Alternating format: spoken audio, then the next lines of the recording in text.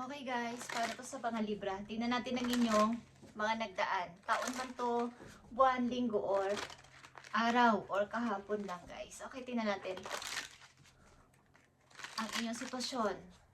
May kinalaman to sa pag-ibig, sa pamilya, at sa iyong sarili, sa trabaho, at kung ano-ano pa. Okay, kung anong nalabas ditong energies, mga involved ito sa inyong buhay. Okay, Libra. Tingnan natin.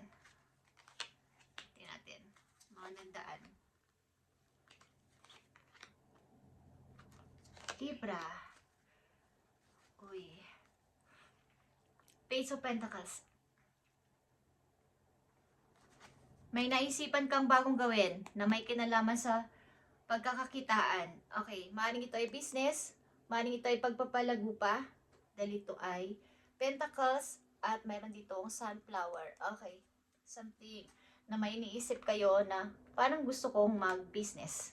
Parang gusto kong medyo lumaki pa yung pera ko. Okay, yan ay nagdaan ninyong isipin o sitwasyon, maaaring taon, buwan, or linggo, or araw, or kahapon lang. Okay, tingnan natin.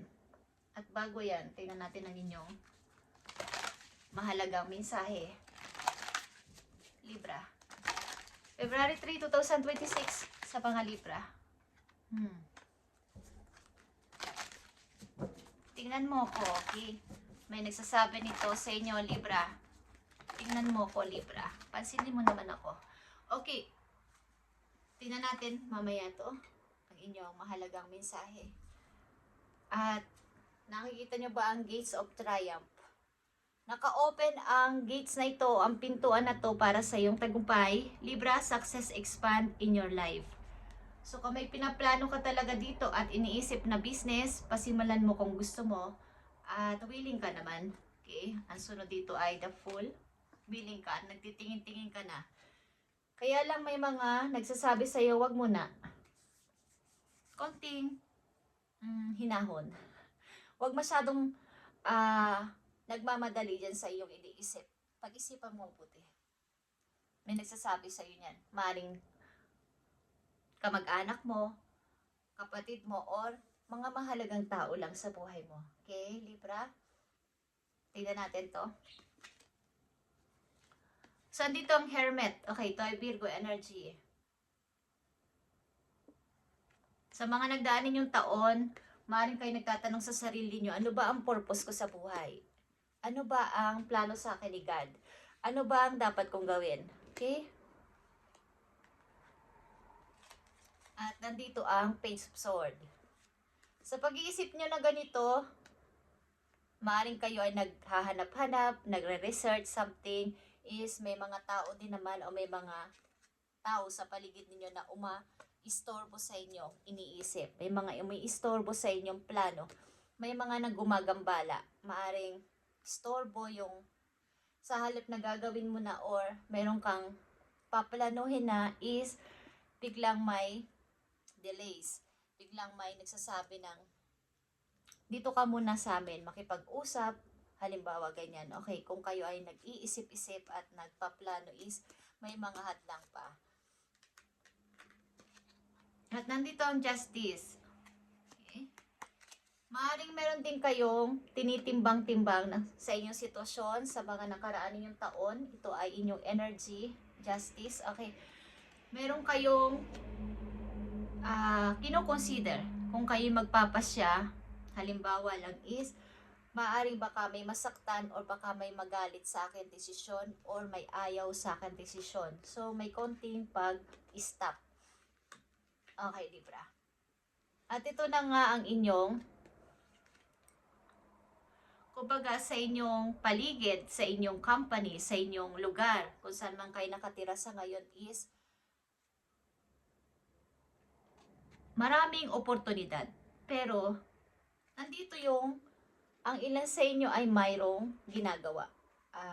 Hindi pa pwedeng i-accept. Ang ilan sa inyo ay batang ina, ang ilan sa inyo ay single mother, single father, at marami mga opportunity na nag-a-appear sa inyong paligid, sa inyo mismo. May nagsasabi, gawin mo to Libra, try mo to Libra, is andito yung paano ko to gagawin kung may malita kong bata. Halimbawa lang, okay, kung kayo may anak, paano ko to gagawin kung hindi ako makakaalis ng hindi ko kasama ang anak ko? Paano ko to gagawin kung walang mag-aalaga sa anak ko? So, ang daming hadlang pa. Okay, guys? So, tingnan natin, Libra, kung may pag-usa dito sa inyong sitwasyon. Kung hindi pa to nangyayari at itong inyong sitwasyon, kumuha kayo ng idea dito kung gusto nyo lang, guys, kahit 1% para magkaroon kayo ng guide sa inyong gagawin. Okay, Libra, February 3, 2026 message for you. Huwag natin itong madaliin, guys. Okay, kanina ito ang nagpapapansin sa inyo. Katulad na sinabi ko, ang last card dito. Opportunity, nagpapapansin sa inyo. Napansinin mo naman ako, Libra. At maaaring may tao din na gustong magpapansin sa inyo dito. Isang mayamang person. May kaya. Maaaring ito ay byuda, okay. Na maaaring gusto kayong tulungan, gusto kayong bigyan ng chance o opportunity. Lalo na pagdating sa money o kabuhayan. Okay. So, the Hermit, Page of Sword. Tandaan nyo lang ang mga sinasabi ko dito, guys, sapagkat hindi ko to kontrolado. Okay? Ito ay message. So, ilan sa inyo ay nandito sa sitwasyon na to? Meron man kayong kasama sa buhay, sa bahay, or kinakasama, asawa man is, hindi na kayo magkasundo. Okay, yan ang inyong sitwasyon. The Hermit is here. Yeah. I need ng bago. I want ng bago. Gusto ko nang iwan ng aking mga bagahe o pasanin o problema. Gusto ko ng bago. Ano ba ang purpose ko sa buhay? Lord, ano ba ang purpose ko sa buhay? Habang ako'y nabubuhay dito sa mundo, ano ba ang dapat kong gawin? May gusto kong i-start. Bago ko itong ma-start, kailangan kong wala na akong mga bitbitin o pasanin sa buhay para madali lang ang aking pag-i-start, pagbabago. Okay. So, andito ang Page of Sword. So, dahil nga sa mga umiistorbo sa inyo, Libra, kayo ay nanatiling nakikiramdam muna. Hindi makapagpasya o naka-stop muna. Parang nakikiramdam, nag-aaral, at kung kailan ko ito gagawin is, kailan ko tong, kumbaga, maging pulido. Okay. The Justice is here. Okay, guys. Eight of Swords. Something is stuck. Ayaw mo magsalita.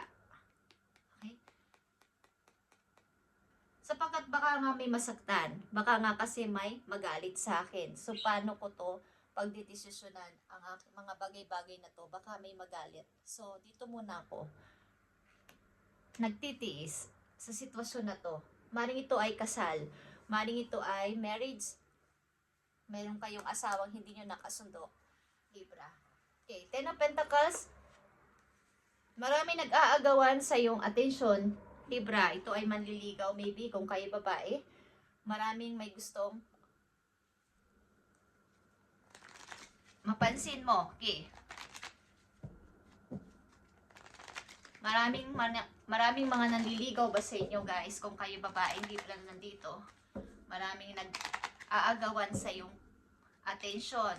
Pansinin mo naman ako, Libra. But may isang tao dito na may kaya sa buhay. Okay, may money. Pwede kang i-provide. Or, bigyan ng magandang buhay. Okay, ito ay pang matagalan, long term. Maring kayo ay may anak. At, yeah. Bagong pag-ibig is paparating, Libra. Message for Libra. May gusto sa inyong mang-ayang mag-date, guys. Okay. Tingnan natin kung may pag-usa dito. The Fool, the Hangman, Eight of Swords, and Five of Wands, guys. Yeah, speaking of, sinabi ko kanina, meron sa inyong plano ang isang person, Knight of Cups, na kayo ay i-date o something, ayain. Pag lumabas, kumain sa labas, or i-date. Guys, may gusto sa inyo magbigay ng gift, regalo, something. Mahilig magbigay ang tao na to ng mga bulaklak or romantiko ito. Okay? Sa energy ng Scorpio, Pisces. Okay. So, Libra, tingnan natin. Fool. The Fool is here. Okay, guys. Lovers is here. Maaaring kayo ay mayroong lovers. Sa inyong pag-i-start na to, may bago kayong nakilala, may bago kayong lovers. Ito ay hindi nyo kalahi. Maaaring ibang lahi ito, ibang bansa. Okay, Libra. Tingnan natin ang The Hangman.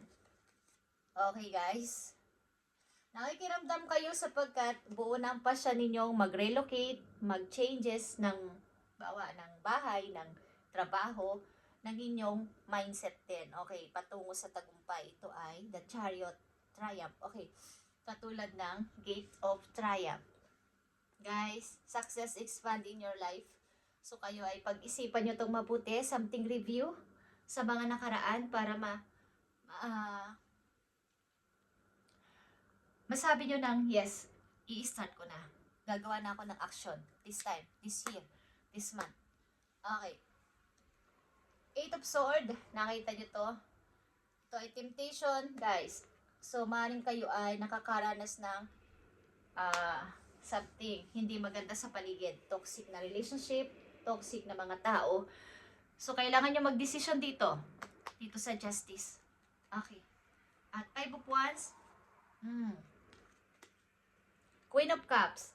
Libra, you as a Queen of Cups, kayo ay talagay hinahangaan ng mga tao na to sa iyong pagiging isang butihing mother, butihing babae, at maybe ilan sa inyo ay mahinhin, mapaladasal,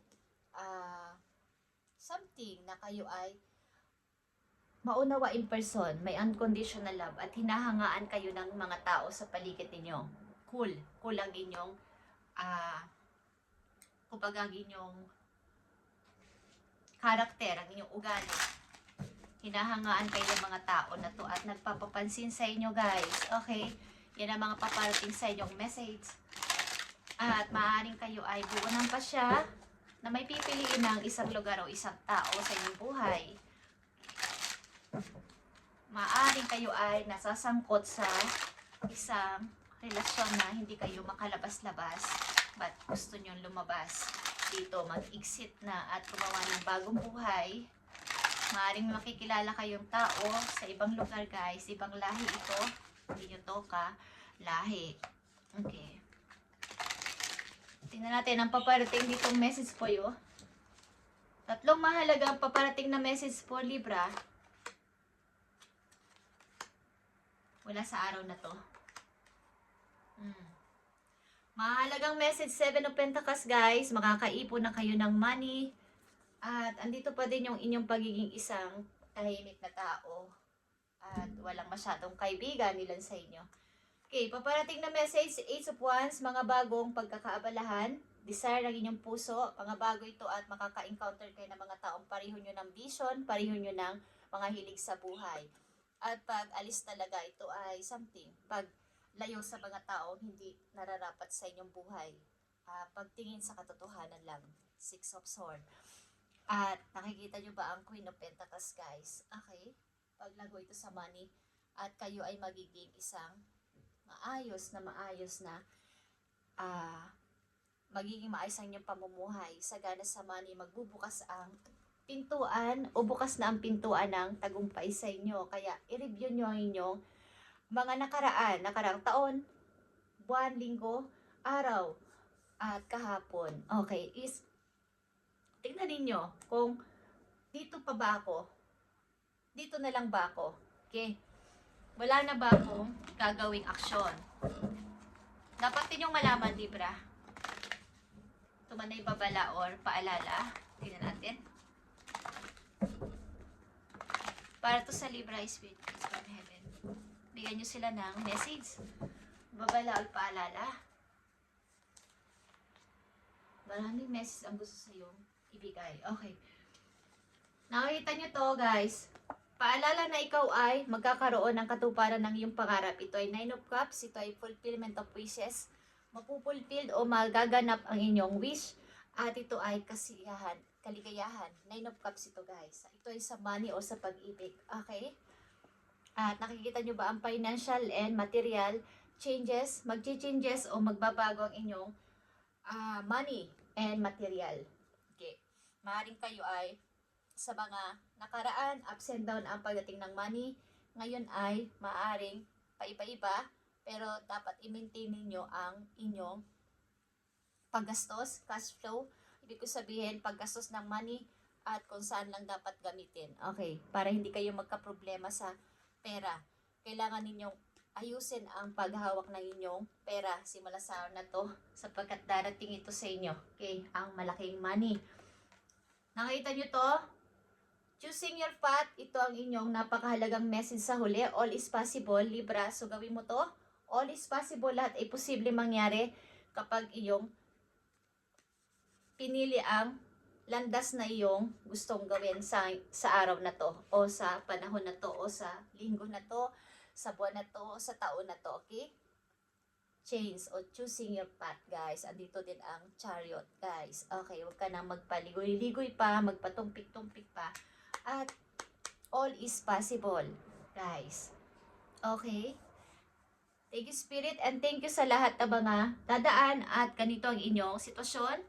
Kumuha kayo dito ng ilang percent lang at maging gabay sa inyong patutunguhan sa buhay, guys. Okay, hinihingi natin to ng message sa taas at tayo download. Okay? Thank you and God bless sa inyo lahat, guys. At pagpalain kayo ni God sa inyong pang-araw-araw. Maraming humahanga sa inyo at pwedeng magbigay ng opportunity. So, huwag nyo tong pahindian. Okay? Ilan sa inyo ay nagtitiis dito sa toxic relationship, toxic marriage. But, choosing your path, all is possible. Kung alam nyong hindi na to makakayanan pang i-survive o mabago pa, why not? Iwanan ninyo ang inyong bagahe at mag-start ng bago. Nandito ang the Fool and the Lovers. May makikilala kayong bagong person. Okay? At ito ay something talagang magmamahalan kayong dalawa. Thank you and God bless, Libra.